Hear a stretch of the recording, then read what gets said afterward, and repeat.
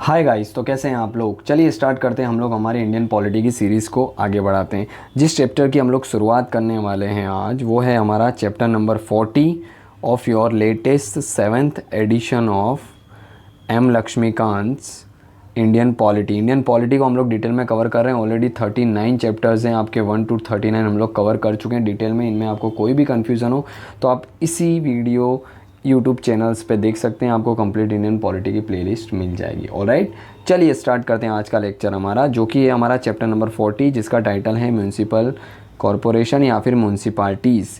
क्या होता है ये म्यूनसिपाल्टीज़। जब हम बात करते हैं म्यूनसिपाल्टीज़ की, देखिए लास्ट लेक्चर के अंदर हमने बात किया था कि भाई रूरल सेल्फ गवर्नमेंट, जिसके अंदर हमने बात की थी पंचायत के बारे में। पंचायत क्या होती है, किस तरीके से विलेज लेवल पे काम करती है। वैसे ही हमें एक और लोकल लेवल पे गवर्नमेंट देखने को मिलती है। रूरल एरिया पे पंचायत, वैसे ही अर्बन लेवल पे जो गवर्नमेंट हमें देखने को मिलती है ग्राउंड लेवल पे, उसको बोलते हैं हम पंचायत।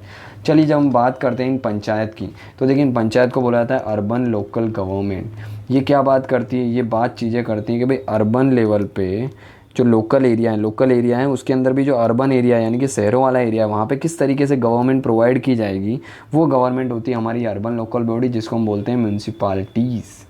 ठीक है, ये म्यूनसिपाल्टीज़ होती है। इसके अंदर भी जनरली आप देखेंगे तो लोकल म्यूनसिपल कॉरपोरेशन है, उसके अंदर जितने भी लोग होते हैं जो उस म्यूनसिपल रीजन में रहते हैं, वो लोग इलेक्ट करते हैं इन मेंबर्स को, किसके, म्यूनसिपाल्टीज़ के मेंबर्स को। और वो क्या करते हैं हमारे बिहाफ में फिर लोकल लेवल पे लॉज वगैरह बनाते हैं। किस तरीके से करते हैं वो सारी चीज़ें हम बात करेंगे।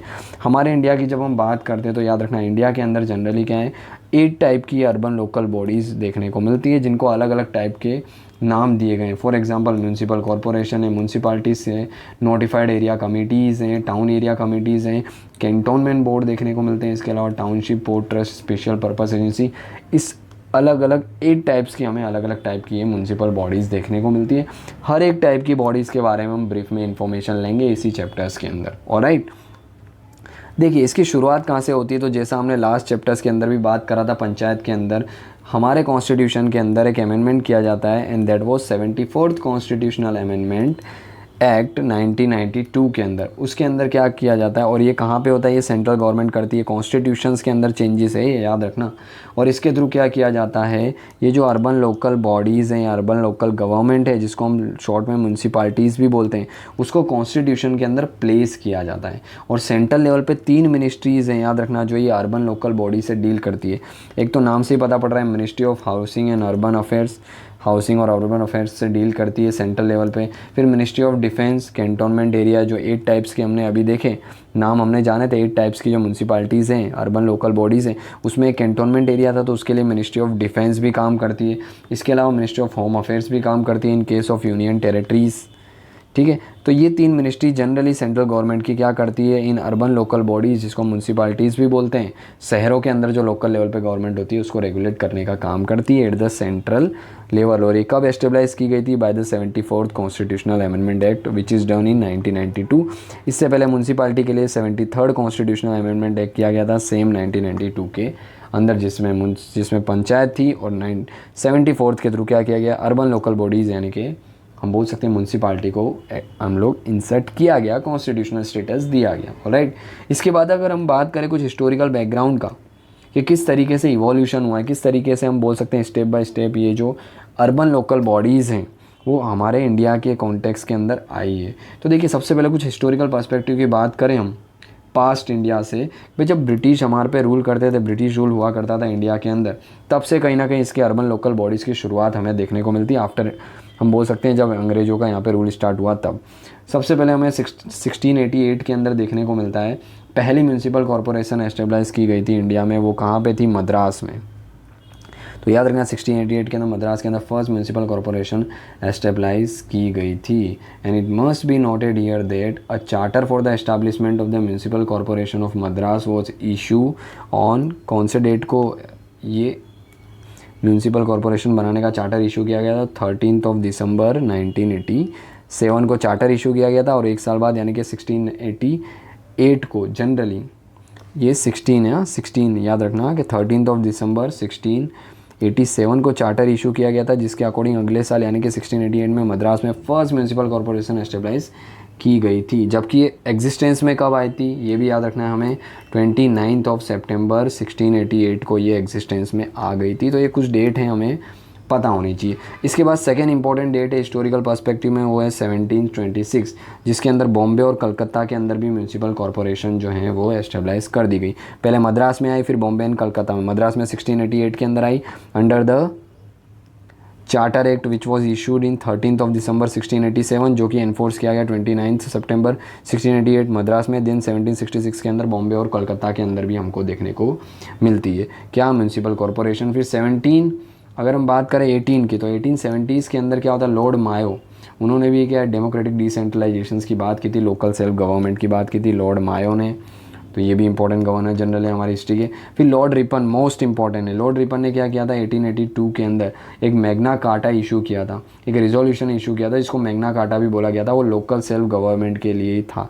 इसीलिए याद रखना लॉर्ड मायो को क्या बोलते हैं हम लोग, father of local self government in India. वो किसको बोला था, father of local self government in India, lord Mayo को बोला जाता है, या लॉर्ड रिपन को बोला जाता है, याद रखना LR, यानी कि लॉर्ड रिपन को बोला था father of local self government in India, जिन्होंने 1882 के अंदर मैग्ना कार्टा इशू किया था जो लोकल सेल्फ गवर्नमेंट के लिए ही था। तो लॉर्ड रिपन याद रखना इंपॉर्टेंट है।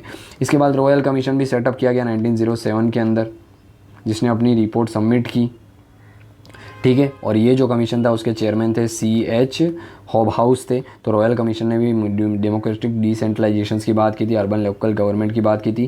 देन डायरार्की सिस्टम जो थी under the government of India act, हमें पता है 1990 के अंदर जो डायरार्की सिस्टम थी उसके अंदर भी क्या है, ये जो ट्रांसफ़र सब्जेक्ट के अंदर लिया गया था म्यूनसिपल कॉरपोरेशन को। डायरार्की का मतलब दो सब्जेक्ट, एक ट्रांसफ़र और एक हम बोल सकते हैं सेंट्रल सब्जेक्ट, जो सीधा गवर्नर जनरल के और वायसराय के अंडर आ रहे थे, और ट्रांसफ़र सब्जेक्ट जो है लोकल गवर्नमेंट के अंडर आ रहे थे।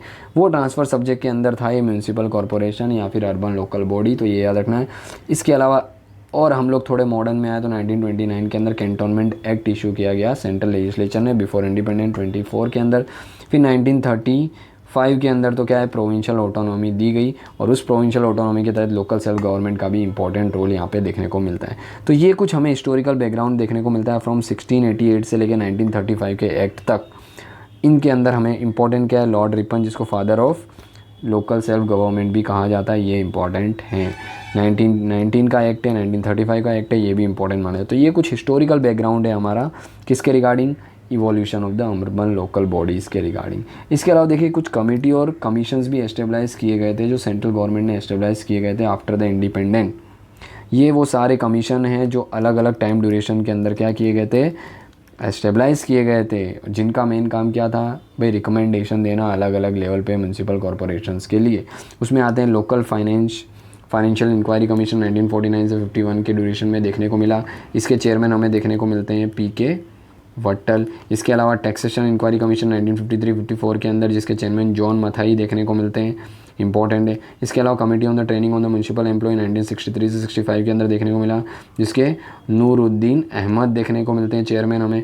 इसके अलावा हमें देखने को मिलते हैं रूरल अर्बन रिलेशन कमेटी 1963-66 के अंदर देखने को 63 से 66 के अंदर देखने को मिलती है, जिसके AP जैन चेयरमैन है। इस तरीके से ये अलग अलग टाइप की कमेटीज़ हैं जिसके अलग अलग ड्यूरेशन में सेटअप की गई और जिसके अलग अलग चेयरमैन हैं। ये आपको लिस्ट आउट जो है बुक के अंदर भी मिल जाएगा, टेबल नंबर 40.1।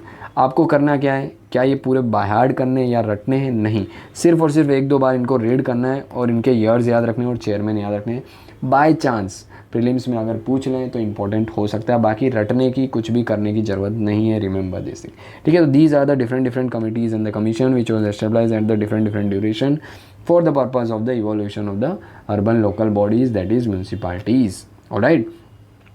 इसके अलावा किस तरीके से ये कॉन्स्टिट्यूशनल स्टेटस दिया गया इसको, हमने अभी देखा कि भाई 74th कॉन्स्टिट्यूशनल अमेंडमेंट एक्ट किया गया 1992 के अंदर। तो ये क्या एकदम से हो गया, 1992 के पहले कोई प्रयास नहीं किए गए थे, ट्राई नहीं किया गया था, नहीं किया गया था। सबसे पहले वो ट्रायल में आते हैं राजीव गांधी की जो गवर्नमेंट थी, उन्होंने ट्राई किया था 1989 के अंदर by the 65th constitutional amendment act, यानी कि बिल बोल सकते हैं हम, क्योंकि पास तो हुआ नहीं तो बिल ही रहने वाला है। तो 1989 के अंदर सबसे पहले राजीव गांधी गवर्नमेंट ने ट्राई किया था इसको लोकसभा में पास करने के लिए, ताकि लोकल बॉडीज़ को कॉन्स्टिट्यूशनल स्टेटस दिया जाए। बट होता क्या है, ये बिल जो है वो लोकसभा में तो पास हो जाता है पर राज्यसभा में इसको डिफीट कर दिया जाता है और ये क्या हो जाता है, लैप्स हो जाता है 1989 के अंदर। तो राजीव गांधी का जो प्रयत्न था कोशिश थी वो नाकामयाब रहती है, क्योंकि राज्यसभा में पास नहीं हो पाता है 1989 में। फिर आती है वीपी सिंह की गवर्नमेंट, नेशनल फ्रंट की गवर्नमेंट, जो वीपी सिंह जिसको हेड करते हैं, प्राइम मिनिस्टर होते हैं। उन्होंने क्या किया, रिवाइज नगर पालिका बिल इंट्रोड्यूस किया लोकसभा के अंदर। कब? सितंबर 1990 में। लेकिन वो बिल क्या है, लैप्स हो जाता है और लोकसभा भी डिसॉल्व हो जाती है, इसीलिए वो बिल क्या हो जाता है, लैप्स हो जाता है। तो वीपी सिंह भी फेल हुए इस म्यूनसिपाल्टीज़ को कॉन्स्टिट्यूशनल स्टेटस देने के लिए। फिर आते हैं नरसिम्हा राव, पीवी नरसिम्हा राव की गवर्नमेंट आती है, जो क्या करती है, मॉडिफाइड म्यूनसिपाल्टी बिल इंट्रोड्यूस करती है लोकसभा के अंदर। कब? 1991 के अंदर, जो फाइनली क्या है हमें देखने को मिलता है in the form of 74th constitutional amendment act of 1992 के फॉर्म में हमें देखने को मिलता है। तो फाइनली नरसिम्हा राव की गवर्नमेंट ने क्या किया था, इस बिल को पास किया था, जो कि एनफोर्स कब किया गया था, याद रखना 1 जून 1993 को एनफोर्स कर दिया गया था। क्या? ये म्यूनसिपाल्टी एक्ट, जिसको हम 74th कॉन्स्टिट्यूशनल अमेंडमेंट एक्ट 1974 भी बोलते हैं। तो इस तरीके से राजीव गांधी ने भी प्रयास किए, देन वीपी सिंह ने भी प्रयास किए, देन नरसिम्हा राव ने फाइनली क्या किया, इसको कॉन्स्टिट्यूशनल स्टेटस दे दिया पास करने के बाद। अब आ चुका है हमारा 74th constitutional amendment act 1992 enforce में। अब इसके बारे में हम जानेंगे क्या क्या चीज़ें हुई। देखिए, ये एक्ट जो है ना, इसने बहुत सारे प्रोविज़न हमारे कॉन्स्टिट्यूशन के अंदर ऐड किए। क्या क्या? सबसे पहले तो कॉन्स्टिट्यूशनल स्टेटस मिला किसको, म्यूनसिपाल्टी को, अर्बन लोकल गवर्नेंस को। इसके थ्रू हमने क्या किया, पार्ट 9 ऐड किया गया कॉन्स्टिट्यूशन के अंदर, जिसमें आर्टिकल्स थे 243P से लेकर 243ZG तक। ये कैसे होते हैं, देखिए 243P ये एक आर्टिकल है, इसके बाद इसी के अंदर आएगा 243P के बाद Q R S T U ऐसे Z तक जाएगा, Z के बाद वापस आएगा 243 ZA ZB ZC ऐसे करके ZG तक के जो आर्टिकल्स हैं, यानी मल्टीपल आर्टिकल है। लास्ट में देखेंगे हम ये आर्टिकल्स कौन कौन से हैं। तो आर्टिकल 243P से लेकर 243Z तक Z तक जो हैं वो क्या है, इस अमेंडमेंट के थ्रू कॉन्स्टिट्यूशन में ऐड किए गए। एक 12 शेड्यूल ऐड किया गया जो म्यूनसिपाल्टी के लिए था, और इस 12 शेड्यूल में टोटल मिला के 18 फंक्शंस थे, डिफरेंट फंक्शंस जो हमको यहाँ पे दिए गए। ये अलग अलग टाइप के 18 नंबर ऑफ फंक्शंस देखने को मिलते हैं, जो क्या किए गए, ऐड किए गए by the 74th constitutional amendment act of 1992। Alright, कौन कौन से जनरली आप देखेंगे, हमने पंचायत के लिए भी देखे थे कुछ सब्जेक्ट, वैसे म्यूनसिपाल्टी के लिए भी कुछ सब्जेक्ट हमें देखने को मिलते हैं। वही म्यूनसिपाल्टी शहरों के डेवलपमेंट से रिगार्डिंग, उनको बेसिक नीड प्रोवाइड करने के रिगार्डिंग ये सारे सब्जेक्ट हैं। अर्बन प्लानिंग करना, लैंड यूज़ को रेगुलेट करना, बिल्डिंग का कंस्ट्रक्शन वगैरह, इकोनॉमिक और सोशल डेवलपमेंट करना, रोड ब्रिजेस का टेक केयर करना, water supply, electricity, health care, sanitation का ध्यान रखना, फायर सर्विस प्रोवाइड करना, अर्बन फॉरेस्ट्री प्रोवाइड करना, सेफ गार्ड प्रोवाइड करना, weaker section of the society को, स्लम का इंप्रूवमेंट, स्लम एरिया जो है उनका इंप्रूवमेंट करना, अर्बन पॉवर्टी को कम करना, promotion of cultural education and aesthetic aspects, cattle pond, prevention of cruelty to animals, ये सारी चीज़ें ना हो, वाइटल सेटिस्फेक्शंस हो गया, पब्लिक एमिनिटीज़ प्रोवाइड की जा सके, parking, lighting, bus stop, publication, ये सारी चीज़ें कहीं ना कहीं किसके अंदर आती है, ये 18 सब्जेक्ट के अंदर आती है, जो इस एक्ट के थ्रू ऐड किए गए इन द फॉर्म ऑफ म्यूनसिपाल्टीज़ और अर्बन लोकल गवर्नेंस। ठीक है, तो ये कुछ चीज़ें हमें देखने को मिलती है किसके अंदर, 74th कॉन्स्टिट्यूशनल अमेंडमेंट एक्ट के थ्रू। इसके अलावा देखिए, जिस तरीके से इसको कॉन्स्टिट्यूशनल स्टेटस दिया गया by the 74th constitutional amendment act, इसके लिए क्या किया गया, अब देखिए जैसे ही पास करती है सेंट्रल गवर्नमेंट, तो हर एक स्टेट गवर्नमेंट के ऊपर ऑब्लिगेशंस आ जाते हैं कि आपको क्या करना है, इस एक्ट के थ्रू, यानी कि इस एक्ट के अंदर जो जो चीज़ें दी है उसके अकॉर्डिंग अपनी ये म्यूनसिपल कॉरपोरेशन एस्टेब्लाइज करनी है, और उसी के अकॉर्डिंग क्या करना है, आगे चलना है। ऐसा नहीं आपने मर्जी से आपने म्यूनसिपाल्टी बनानी है तो बनाओ, नहीं बनानी तो नहीं बनाओ, नहीं, ये चीज़ें नहीं बनने वाली। अब स्टेट गवर्नमेंट के ऊपर ये ऑब्लिगेशन है, वो भी कॉन्स्टिट्यूशनल ऑब्लिगेशन है कि आपको म्यूनसिपल कॉरपोरेशन या लोकल गवर्नमेंट एस्टेब्लाइज करनी है शहरों के लेवल पे, वो भी इस एक्ट के अकॉर्डिंग जैसा बोला गया है वैसा ही एस्टेब्लाइज करना है। ठीक है, तो ये कुछ हम ब्रीफ ओवरव्यू देख सकते हैं 74th कॉन्स्टिट्यूशनल अमेंडमेंट का। देखिए, इसके बाद जो मेन टॉपिक आता है वो हमारा आता है सेलिएंट फीचर, किसके, अर्बन लोकल गवर्नेंस के, जो कि ऐड की गई है, हमने लास्ट स्लाइड में देखा 74th constitutional amendment act of 1992 के थ्रू। इसके क्या क्या फीचर्स हैं, सेम हमने फीचर्स देखे थे पंचायत के लास्ट चैप्टर्स के अंदर, 39 चैप्टर्स के अंदर। अभी हमें देखने हैं म्यूनसिपाल्टीज़ के क्या क्या फीचर्स देखने को मिल रहे हैं। ऑलराइट, देखिए सबसे पहले आता है 3 टाइप्स ऑफ द म्यूनसिपाल्टीज़। भाई ये एक्ट जो है ना वो बात करता है, ये एक्ट ने क्या किया भाई, कॉन्स्टिट्यूशन के अंदर स्पेसिफाई करा कि हर एक स्टेट के अंदर 3 टाइप के क्या होने चाहिए, म्यूनसिपाल्टीज़ होनी चाहिए। सबसे पहले एक होगी नगर पंचायत, जो क्या होगी, एक ट्रांजिशन एरिया के लिए होगी। उसके बाद होगी म्यूनसिपल काउंसिल, जो कि स्मॉल अर्बन एरिया है, छोटा अर्बन एरिया है, छोटा टाउन टाइप है, तो उसके लिए म्यूनसिपल काउंसिल होगी। और बड़ा अर्बन एरिया है तो उसके लिए म्यूनसिपल कॉरपोरेशन होगी। तो म्यूनसिपल कॉरपोरेशन बड़े अर्बन एरिया, बड़े शहरों के लिए होगी। म्यूनसिपल काउंसिल जो है वो क्या होगी, स्मॉल शहरों के लिए यानी छोटे शहरों के लिए होगी। नगर पंचायत की बात करें तो इन दोनों के बीच का जो ट्रांजिशन एरिया उसके लिए नगर पंचायत होगी। तो 3 लेवल पे क्या होगी नहीं चाहिए, 3 टाइप्स की म्यूनसिपालिटीज़ होनी चाहिए। ये भी क्या है, एक फीचर्स है किसका, म्यूनसिपालिटी का, जो ऐड किया गया by the 74th amendment act. लेकिन याद रखना यहाँ पे एक एक्सेप्शंस भी देखने को मिलता है। कुछ ऐसे एरियाज़ होते हैं जहाँ पे म्यूनसिपालिटी को जो सर्विस प्रोवाइड करनी चाहिए ना, वो इंडस्ट्रियल एस्टैब्लिशमेंट यानी कंपनियाँ होती हैं, इंडस्ट्रीज़ होती है, वो प्रोवाइड करती है। तो ऐसे एरिया को governor of that particular state क्या कर सकते हैं, नोटिफाई कर सकते हैं एज अ इंडस्ट्रियल टाउनशिप। और वहाँ पे फिर ये म्यूनसिपालिटीज़ जो हैं वो कॉन्स्टिट्यूट करने की ज़रूरत नहीं है, क्योंकि वो क्या हो चुकी है, इंडस्ट्रियल टाउनशिप बन चुकी है। किसने डिक्लेयर किया, गवर्नर ने। क्यों, क्योंकि वहाँ पे जो municipality local service, basic service provide करती है, वो सब ये इंडस्ट्रियल एस्टैब्लिशमेंट प्रोवाइड कर रहे हैं। इसीलिए वहाँ पे ये म्यूनसिपालिटीज़ वगैरह इस्टेब्लाइज करने की ज़रूरत नहीं है, उसको हम लोग इंडस्ट्रियल टाउनशिप भी बोल देंगे। जो 8 टाइप में से हमने आगे देखे, 8 टाइप्स उसी में से कोई एक ही हैं, ठीक है। अब गवर्नर कैसे, ये जो ट्रांजिशनल एरिया है या small urban area, large urban area, किस बेस पे गवर्नर डिक्लेयर करेंगे इनको कि यहाँ पे म्यूनसिपल कॉर्पोरेशन होनी चाहिए, काउंसिल होनी चाहिए या नगर पंचायत होनी चाहिए, किस बेसिस पे। तो उसके लिए कुछ क्राइटेरिया है जो गवर्नर को ध्यान में रखने करने से पहले। भाई एरिया की पॉपुलेशन कितनी है, पॉपुलेशन डेंसिटी कितनी है, रिवेन्यू जनरेट किया जा रहा है लोकल एडमिनिस्ट्रेशन के द्वारा वो कितना है, percentage of employment in the non agriculture activities कितने, इकोनॉमिक इंपॉर्टेंस क्या है, कुछ और भी फैक्टर जो भी उनको ठीक लगते हैं। ये सारे फैक्टर को कंसिडर करके गवर्नर क्या करते हैं, ये 3 टाइप्स ऑफ म्यूनसिपालिटीज़ का फॉर्मेशंस करते हैं with the consultation of the state legislature, ठीक है। तो ये फर्स्ट फीचर्स देखने को मिलता है हमको। इसके बाद बात करते हैं हम कंपोजिशंस की, कि इन जो म्यूनसिपालिटीज़ हैं इनमें कंपोजिशंस क्या होते हैं। तो देखिए सबसे पहले तीनों लेवल की जो म्यूनसिपालिटीज़ होती है, इनमें जितने भी मेंबर्स होते हैं उनका डायरेक्ट इलेक्शन होता है। लोग क्या करते हैं, वोट डालते हैं जो लोकल म्यूनसिपल एरिया के अंदर रहने वाले। फॉर एग्जांपल अहमदाबाद की बात करें, अहमदाबाद के अंदर जितने भी लोग हैं वो क्या करेंगे, म्यूनसिपालिटी के इलेक्शन में वोट डालेंगे और अपने रिप्रेजेंटेटिव को क्या करेंगे, चूज़ करेंगे। इसीलिए वोट डालेंगे तो सीधी सी बात है, पूरी म्यूनसिपालिटीज़ को छोटे छोटे पार्ट में डिवाइड करना होगा, जिसको हम कॉन्स्टिट्यूएंसी बोलते हैं। बट जब म्यूनसिपालिटी की बात आती है तब हम इसको क्या बोलते थे, वार्ड्स बोल देते हैं। और वार्ड मेंबर्स होते हैं जो इलेक्ट होकर आते हैं, ये अलग अलग एरिया से of a particular urban areas. तो ये जो एरियाज़ हैं उनको वार्ड्स बोलते थे। हर एक वार्ड से क्या होता है, एक मेंबर जो है वो चूज़ होके आता है और इनके इलेक्शंस होंगे। अब इनके इलेक्शंस होते हैं, इलेक्शंस की सारी चीज़ें कौन तय करता है, स्टेट लेजिस्लेचर तय करता है। और इन वार्ड का होगा एक चेयरमैन भी होगा, ये भी कौन, स्टेट लेजिस्लेचर डिसाइड करता है time to time according to the legislative procedures, ठीक है। और म्यूनसिपालिटी क्या क्या हम बोल सकते हैं, स्टेट लेजिस्लेचर डिसाइड करता है, स्टेट लेजिस्लेचर क्या क्या क्राइटेरिया फॉलो करता है कई बार। और स्टेट लेजिस्लेचर ये भी डिसाइड कर सकता है कि चेयरमैन जो है या मेंबर जो हैं वो क्या हो सकते हैं, कुछ ऐसे मेंबर्स भी लाए जाएं जिनके पास स्पेशल नॉलेज हो, एक्सपीरियंस हो म्यूनसिपालिटी का एडमिनिस्ट्रेशन करने में। एमएलए हो, एमपीज़ हो, उनको भी कई बार क्या किया जाता है, यहाँ पे रिप्रेजेंटेशन दी जाती है ये लोकल बोर्ड्स के अंदर, म्यूनसिपालिटीज़ के अंदर।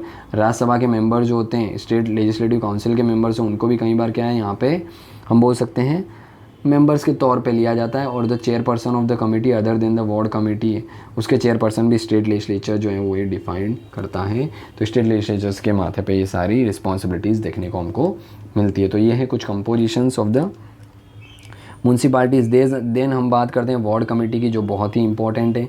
देखिए क्या होता है, कोई भी ऐसा पर्टिकुलर एरिया जिसकी पॉपुलेशन जो है वो 3 लाख या फिर 3 लाख से ज़्यादा है, वहाँ के जितने भी वार्ड है ना, सबके लिए क्या होता है, मिला के एक वार्ड कमेटी बनाई जाती है। ऐसे एरियाज़, ऐसे म्यूनसिपल एरियाज़ जिनकी पॉपुलेशन 3 लाख या उससे ज़्यादा है, उनके जो वार्ड है उनको मिला के एक कमेटी बनाई जाती है, जिसको वार्ड कमेटी कहा जाता है, ठीक है। इसकी वार्ड कमेटी जो है जनरली इसको टेक केयर कौन करता है, स्टेट लेजिस्लेचर करता है। और स्टेट लेजिस्लेचर में make the provision with respect to the composition and the territorial area of the ward committee and the manner in which the seats in a ward committee shall be fill. अब ward committee का पूरा administration जो है वो कौन take care करता है, state legislative assembly तय करती हैं। और 3 लाख से ज़्यादा पॉपुलेशन है किस पर्टिकुलर वार्ड की, तो वहाँ पे कुछ वार्ड्स को मिला के ये वार्ड कमेटी बनाई जाती है। इसके अलावा कुछ और कमेटीज़ भी देखने को मिलती है। हम जब बात करते हैं अदर कमेटीज़ जिसको बोला जाता है, ये अदर कमेटीज़ क्या होती है, कौन फॉर्म करता है, तो वार्ड कमेटी के अलावा स्टेट लेजिस्लेचर जो है वो क्या करते हैं, अलग अलग प्रोविज़न बना सकते हैं अदर अलग अलग टाइप की कमेटीज़ बनाने के लिए। इनके चेयरपर्सन कौन होंगे कमेटी के, तो ये मेंबर वो म्यूनसिपालिटीज़ होती हैं, वही मेंबर्स कौन होते हैं, इनके चेयरपर्सन होते हैं अलग अलग कमेटी के। भाई वाटर सप्लाई, सैनिटेशन, इलेक्ट्रिसिटी, इन सभी के लिए अलग अलग कमेटीज़ बनाई सकते हैं और उनके चेयरपर्सन कौन होंगे, म्यूनसिपालिटी के मेंबर्स ही होंगे जो इलेक्टेड होते हैं जनरली, ठीक है, तो ये भी एक फीचर्स देखने को मिलता है हमको, किसका, तो हम बोल सकते हैं अर्बन लोकल बॉडीज़ का। इसके अलावा रिजर्वेशन यहाँ पे होता है, यस रिजर्वेशन भी हमें देखने को मिलता है। रिजर्वेशन किसका, तो वही जैसा पंचायत में था वैसा ही म्यूनसिपाल्टी में SC SC और ST का रिजर्वेशन हमको हर एक म्यूनसिपल कॉरपोरेशंस के अंदर देखने को मिलता है, based on their proportion of their populations. ठीक है, टोटल पॉपुलेशन में कितने प्रपोर्शन SC ST का है तो उसी के बेस पे उनका रिजर्वेशन होगा। इसके अलावा नॉट लेस देन 1/3 रिजर्वेशन जो है टोटल मेंबरशिप के अंदर वुमेन का, यानी वुमेन का एटलीस्ट 1/3 रिजर्वेशन होना चाहिए। SC ST का रिजर्वेशन उनकी पॉपुलेशंस के अकॉर्डिंग होना चाहिए।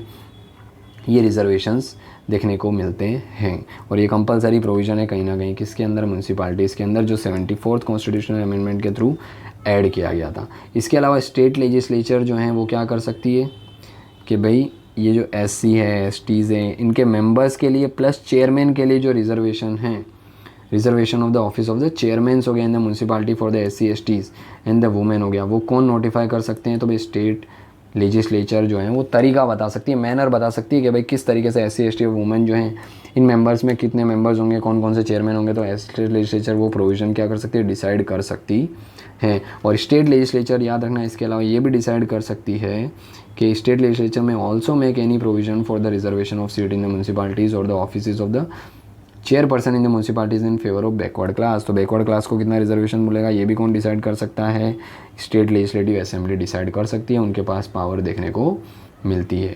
ठीक है, इसके अलावा कि भाई रिजर्वेशन ऑफ सीट्स हैं, इसी के साथ साथ reservation of office of the chairman in the municipalities, वो SC के लिए हो ST के लिए हो, वो सारी चीज़ें जो जितना भी रिजर्वेशन है चेयरमैन का हो या मेंबर का हो, SC के लिए हो या ST के लिए हो, वुमेन के लिए हो, ये सारी चीज़ें क्या हैं, हम बोल सकते हैं it all will be ceases to operate.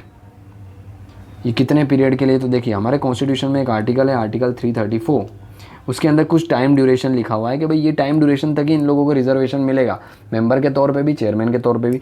ये टाइम ड्यूरेशन जो इस आर्टिकल में लिखा हुआ है वो टाइम ड्यूरेशन चला गया तो ये रिजर्वेशन भी ख़त्म हो जाएगा। अब ये टाइम ड्यूरेशन है कितना आर्टिकल 334 में, तो ये है अभी 2030 तक का। ठीक है, 2030 तक का इनका रिजर्वेशन है, तो ये रिजर्वेशन रहने वाला है SC ST वुमेंस का। उसके बाद ये रिजर्वेशन जो है वो ख़त्म हो जाने वाला है। हाँ, एक्सेप्शन है, गवर्नमेंट ऑफ इंडिया यानी कि पार्लियामेंट जो है वो क्या कर सकती है, अमेंडमेंट करके इनको एक्सटेंड कर सकती है, बट कब, अमेंडमेंट करके। इसके अलावा रिजर्वेशन की बात करते हैं हम लोग, जब जो आर्टिकल 334 में अभी लिखा हुआ है तो वो सिर्फ और सिर्फ 2030 तक का है जो इनका रिजर्वेशन कंटिन्यू हो सकता है। उसके आगे रिजर्वेशन कंटिन्यू तभी होगा जब क्या किया जाएगा, अमेंडमेंट किया जाएगा कॉन्स्टिट्यूशन में, पर वो कॉन्स्टिट्यूशन अमेंडमेंट अंडर आर्टिकल 368 नहीं होने वाला है, ये भी याद रखना इंपॉर्टेंट है। ठीक है, इसके अलावा देखो ड्यूरेशंस की बात करें, म्यूनसिपाल्टीज़ का ड्यूरेशन कितना होता है, तो जनरल जो पंचायत का था 5 ईयर्स का होता है from its first meeting, election हुए, इलेक्शन के बाद फर्स्ट मीटिंग हुई, वहाँ से लेके 5 ईयर्स तक ये कंटिन्यू रहने वाली है। पर क्या है, 5 साल तक कंटिन्यू रहेगी, बीच में डिजोल्व नहीं हो सकती, नहीं डिजोल्व हो सकती। अगर डिजोल्व हो गई तो क्या होगा, फ्रेश इलेक्शंस होंगे। ठीक है, with in the expiry of 6 month के अंदर अंदर फ्रेश इलेक्शन होने चाहिए। पर क्या फ्रेश इलेक्शन कंपलसरी होने चाहिए, नहीं। अगर देखिए 6 मंथ से कम या 1 ईयर से लेस का ड्यूरेशन है, या फिर देख लिया अगर 6 मंथ ही बाकी है 5 साल पूरे होने में, तो इलेक्शन करवाने की जरूरत नहीं। फॉर एग्जांपल देखो यहाँ पे इलेक्शन हुए, फर्स्ट मीटिंग हुई, यहाँ से लेके 5 साल तक जो है म्यूनसिपाल्टी कंटिन्यू रहेगी। लेट से बीच में क्या हुआ, डिसोल्यूशन इनका हो गया, तो अब ये पीरियड है, ये 6 मंथ से मोर देन है, तो वहाँ पे री इलेक्शन हो जाएंगे। अगर 6 मंथ से कम है, लेट से 6 मंथ भी बाकी नहीं है, तो यहाँ पे इलेक्शन करवाने की ज़रूरत नहीं, क्योंकि 6 मंथ बाद 5 साल पूरे हो रहे हैं और वापस इलेक्शन होने ही वाले हैं, तो ज़रूरी नहीं है कि इलेक्शंस करवाना। ठीक है, और याद रखना, लेट से ये 5 साल का ड्यूरेशन है म्यूनसिपाल्टी का, 3 साल के अंदर डिसॉल्व हो गई तो नया इलेक्शंस होंगे, और नया इलेक्शन होने के बाद जो नई म्यूनसिपाल्टीज़ आएगी, ठीक है, वो रिमाइंडर ऑफ 2 ईयर्स, खाली 2 साल ही बाकी रहते हैं ना 5 साल में, 3 साल तो ऑलरेडी प्रीवियस जो म्यूनसिपाल्टी है वो क्या कर चुकी है, स्पेंड कर चुकी है, अब 2 साल ही बचे। तो न्यू इलेक्टेड जो म्यूनसिपाल्टी आएगी वो सिर्फ 2 ईयर्स तक पावर में रहेगी, 2 ईयर्स बाद टोटल 5 साल हो गए, तो यहाँ पे वापस से इलेक्शन होंगे और नई म्यूनसिपाल्टीज़ आने वाली है, याद रखना। तो नई जो कॉन्स्टिट्यूटेड म्यूनसिपाल्टी होगी वो क्या होगी, रिमाइंडर ऑफ द पीरियड के लिए होगी, ना कि पूरे 5 साल के लिए होगी, याद रखना। पंचायत के अंदर भी ऐसा ही है, म्यूनसिपाल्टी के अंदर भी ऐसा ही है, बहुत इंपॉर्टेंट है। तो न्यूली कॉन्स्टिट्यूटेड जो म्यूनसिपाल्टीज़ होती है can not enjoy the full period of the 5 year, but only remains in the office only for a reminder of the period, याद रखना, मोस्ट इंपॉर्टेंट है। ठीक है, तो ड्यूरेशन ऑफ द म्यूनसिपाल्टी 5 साल जनरली। इसके अलावा डिस्क्वालिफिकेशन की बात करें तो इनके जो मेंबर्स हैं उनको डिस्क्वालीफाई भी किया जा सकता है। स्टेट लेजिस्लेचर असेंबली वो क्या है, डिसाइड करती है। अगर इन्होंने वायलेशन किया any law for the time being in force for the purpose of election to the legislatures of the state concern. Election का कोई भी लॉ इन्होंने वायलेट किया, कोई भी ऐसा लॉ जो स्टेट लेजिस्लेचर ने बनाया वो वायलेट किया, तो इनको क्या किया जाएगा, डिसक्वालीफाई किया जाएगा। 21 साल से ऊपर की इनकी एटलीस्ट एज होनी चाहिए। ऐसा नहीं कि 25 साल की एज है फिर भी इनको एज के बेस पे डिसक्वालीफाई कर दिया, अलाउ नहीं है। एटलीस्ट 21 साल की एज है तो वो इलेक्शन लड़ सकते हैं और 21 साल के बाद वो पोस्ट अपनी ले सकते हैं, ठीक है। और जितने भी क्वेश्चन हैं इनके डिसक्वालीफाई करने के रिगार्डिंग, वो क्या है, एक पर्टिकुलर अथॉरिटी को दी जाएंगे और वो अथॉरिटी कौन डिसाइड करेगा, स्टेट लेजिस्लेटिव असेंबली डिसाइड करेगी। अथॉरिटी कौन होगी, उस अथॉरिटी को जितने भी डिसक्वालीफाई के क्वेश्चन है वो दिए जाएंगे, वो इन्वेस्टिगेट करेगी और उसके बाद उनको डिसक्वालीफाई किया जा सकता है। तो ये भी हमें क्या देखने को मिलता है, कंपोजिशन देखने को मिलता है किसका, या फीचर देखने को मिलता है म्यूनसिपाल्टीज़ का। देन अगर हम बात करें डिसक्वालिफिकेशंस हो गया, देन हम बात करते हैं स्टेट इलेक्शन कमीशन की। तो स्टेट इलेक्शन कमीशन ये क्या होते हैं, तो सीधी सी बात है भाई, स्टेट लेवल पे जो इलेक्शन, लोकल बॉडीज़ के जो इलेक्शन कंडक्ट कराने होते हैं म्यूनसिपाल्टी और पंचायत के, उसके लिए क्या करती है स्टेट लेजिस्लेटिव असेंबली जो है वो सुपरिटेंडेंट करती है, डायरेक्शन करती है, कंट्रोल करती है और preparedness of the electoral roll को बनाना, इलेक्शन को कंडक्ट करवाना, ये सब किसका काम है, स्टेट इलेक्शन कमीशन का ही काम है, ठीक है। ये कौन बनाती है, स्टेट लेजिस्लेचर बनाती है स्टेट इलेक्शन कमीशन को, जो क्या करता है लोकल बॉडी म्यूनसिपाल्टी और पंचायत के इलेक्शन कंडक्ट कराता है और सारी सुपरिटेंडेंट करना, इलेक्शन को डायरेक्शन देना, प्रिपरेशन ऑफ द इलेक्टोरल को रोल करना, कंडक्ट कराना पूरा इलेक्शन, वो सारी पावर किसके पास होती है, स्टेट इलेक्शन कमीशन के पास, जो स्टेट लेजिस्लेटिव असेंबली बनाती है, ठीक है। उसके बाद कुछ पावर्स एंड फंक्शंस की बात करते हैं हम कि भाई स्टेट लेजिस्लेचर्स के पास क्या क्या पावर होती है इसके रिगार्डिंग। तो देखिए जब हम पावर्स एंड फंक्शंस की बात करते हैं तो स्टेट लेजिस्लेचर में एंडो द अब स्टेट लेजिस्लेचर असेंबली अगर चाहे तो वो क्या कर सकती है, म्यूनसिपाल्टीज़ को अथॉरिटीज़ दे सकती है अलग अलग चीज़ों के लिए। अब अलग अलग चीज़ों में क्या क्या आ सकती है भाई, उनको बोल सकती है कि आप प्रिपेयर करो plan for the economic development and the providing the social justice, provide करना है, इकोनॉमिक डेवलपमेंट करना है, तो उसके लिए क्या करो, प्लान प्रिपेयर करो और उसको लागू करो। Implementation of the scheme for the economic development, ये भी आप कर सकते हो। तो जितने भी 18 सब्जेक्ट हैं इसके अंदर जो भी पावर हैं वो स्टेट लेजिस्लेचर असेंबली क्या कर सकती है, म्यूनसिपाल्टी को कन्फर करा सकती है। भाई economic development, social justice, infrastructure development आपको हम दे रहे हैं, कौन डिसाइड करेगा, स्टेट लेजिस्लेटिव असेंबली। सब्जेक्ट कौन से होंगे, वो 18 सब्जेक्ट ही होंगे और वो उसके अकॉर्डिंग काम किया जाएगा। तो ये सारी पावर एंड फंक्शन जो है वो असेंबली देती है किसको, लोकल गवर्नमेंट को, यानी कि म्यूनसिपाल्टीज़ को। इसके अलावा जब हम फाइनेंस की बात करते हैं तो ये फाइनेंस कैसे आता है, पैसा कहाँ से आता है, ये जो लोकल गवर्नमेंट है, तो अगेन स्टेट लेजिस्लेचर असेंबली जो है वो क्या कर सकती है, अलाउ कर सकती है म्यूनसिपाल्टी को कि वो लेवी कर सकते हैं, कलेक्ट कर सकते हैं, अप्रोप्रिएट कर सकते हैं टैक्सेस को, अलग अलग ड्यूटीज़ लगा सकते हैं, टोल कलेक्ट कर सकते हैं, फ़ी कलेक्ट कर सकते हैं, म्यूनसिपाल्टी टैक्स लगा सकते हैं, ड्यूटीज़, टोल, ये सारी चीज़ें स्टेट गवर्नमेंट या फिर स्टेट लेजिस्लेटिव असेंबली क्या कर सकती है, पावर ये सारी शेयर कर सकती है, दे सकती है किसको, म्यूनसिपाल्टीज़ को। इसके अलावा ग्रांट इन एड भी प्रोवाइड की जाती है म्यूनसिपाल्टीज़ को from the consolidated fund of state का जो कंसोलिडेटेड फंड है वहाँ से इनको ग्रांट्स वगैरह भी प्रोवाइड की जाती है। ये सारी चीज़ें, ये सारे क्या होते हैं, रिसोर्सेज होते हैं of the finance of the municipal corporation. इसके अलावा फाइनेंस कमीशन भी देखने को मिलता है इसी पर्पज़ के लिए हमें।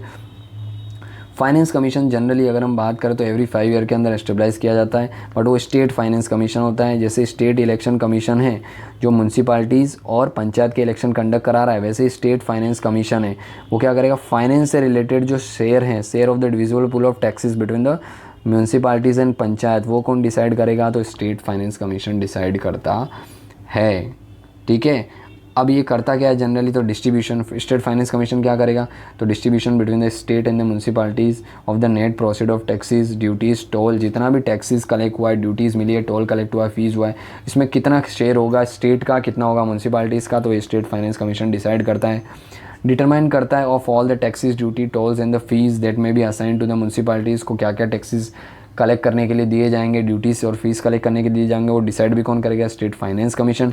कितनी ग्रांट इन एड दी जाएगी फ्रॉम द स्टेट के कंसोलिडेटेड फंड से, तो ये सारी चीज़ें भी डिसाइड कौन करता है, स्टेट का फाइनेंस कमीशन ही डिसाइड करता है। इसके अलावा कोई इंप्रूवमेंट के मेजर चाहिए फाइनेंशियल पोजीशन म्यूनसिपाल्टी के लिए, तो वो भी स्टेट फाइनेंशियल कमीशन ही क्या करता है, तय करता है। और भी कोई मैटर जो उसे रिफ़र किया जाता है गवर्नर के द्वारा, तो वो भी क्या है, फाइनेंस कमीशन उसको भी टेक केयर करता है। और ये जो भी रिकमेंडेशन देता है वो किसको देता है, गवर्नर को देता है। और गवर्नर ये सारी रिकमेंडेशन किसके सामने रखते हैं, स्टेट लेजिस्लेटिव असेंबली यानी कि स्टेट लेजिस्लेचर के सामने ये रिपोर्ट रखते हैं। कई बार जो सेंट्रल फाइनेंस कमीशन है वो भी क्या करता है, लोकल गवर्नमेंट है उनके फाइनेंसिस को इम्प्रूव करने के लिए रिकमेंडेशन देता है। तो ये याद रखना कि भाई ये जो फाइनेंस कमीशन है रिपोर्ट किसको देते हैं, गवर्नर को, और गवर्नर स्टेट लेजिस्लेटिव असेंबली के अंदर ये सारे रिपोर्ट रखते हैं, ठीक है। ऑडिट एंड अकाउंट की जब हम बात करते हैं तो यस, जब हम बात करते हैं ऑडिट एंड अकाउंट की, तो ऑडिट एंड अकाउंट की पावर भी हमें देखने को मिलती है। स्टेट लेजिस्लेटिव असेंबली क्या कर सकती है, उनके पास पावर है कि भाई ऑडिट करने के लिए मशीनरी जो है वो डिसाइड कर सकती है, और उस ऑडिट मशीनरी के अकॉर्डिंग क्या किया जाता है, ऑडिट किया जाता है। किसका, म्यूनसिपल कॉरपोरेशंस का।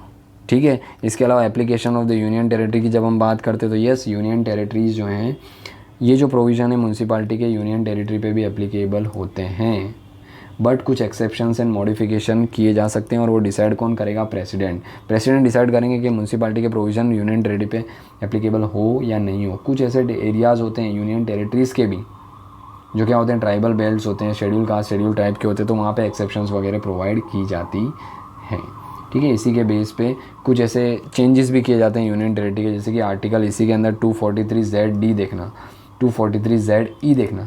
ये आर्टिकल्स बात करते हैं committee for the district planning and the committee for the metropolitan planning, ये जो हैं अप्लाई नहीं होते हैं, याद रखना। तो यूनियन टेरिटरी में आर्टिकल 243ZD जो कि committee for the district planning की बात करता है, 243ZE जो कि committee for the metropolitan planning की बात, ये दो प्रोविज़न है यूनियन टेरिटरी पे अप्लाई नहीं होते। किसके, ये एक्ट के। ठीक है।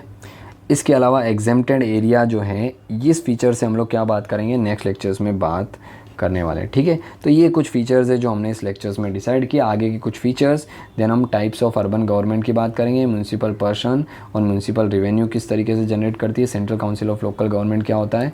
इसके बाद हम बात करेंगे हर एक आर्टिकल्स की जो इस चैप्टर्स के अंदर हमको दिए गए रिगार्डिंग द म्यूनसिपालिटीज़। ऑलराइट, चलिए तो यहीं तक रखते हैं हम लोग आज के लेक्चर को, मिलते हैं नेक्स्ट लेक्चर में, तब तक के लिए जय हिंद।